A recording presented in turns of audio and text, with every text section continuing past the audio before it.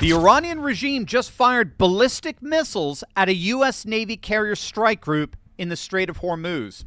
Project Freedom was literally just barely hours old when Tehran tried to turn it into a graveyard.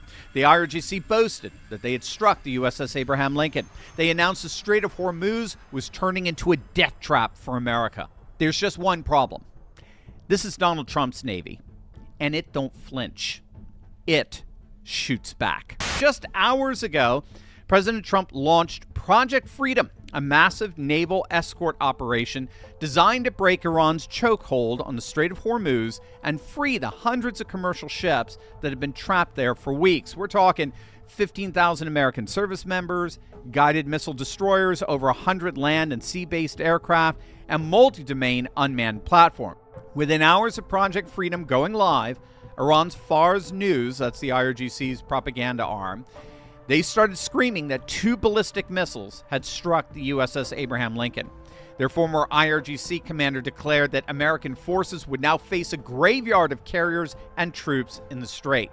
The IRGC even issued a 30-day ultimatum: end the naval blockade or the strait becomes a deadly trap for American forces.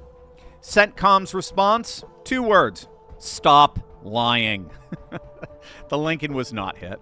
The missiles didn't even come close. And as CENTCOM put it, and I love this, the Abraham Lincoln continues to launch aircraft in support of relentless operations against the Iranian regime. In its place, U.S. forces destroyed 6 Iranian small boats in the strait just yesterday alone, as if to remind the Iranian regime of just how powerless they really are. But then, at 3 in the morning local time, air defense radars across the United Arab Emirates lit up like a Christmas tree.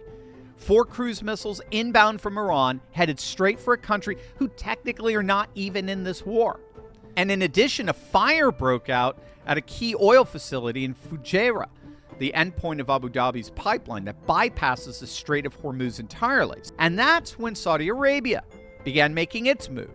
On the same morning Project Freedom launched, Riyadh quietly restored a pipeline running across the entire Arabian Peninsula. And Trump warned, in language, I can only describe as crystal clear, that Iranian forces would be blown off the face of the earth if they attempted to target U.S. ships.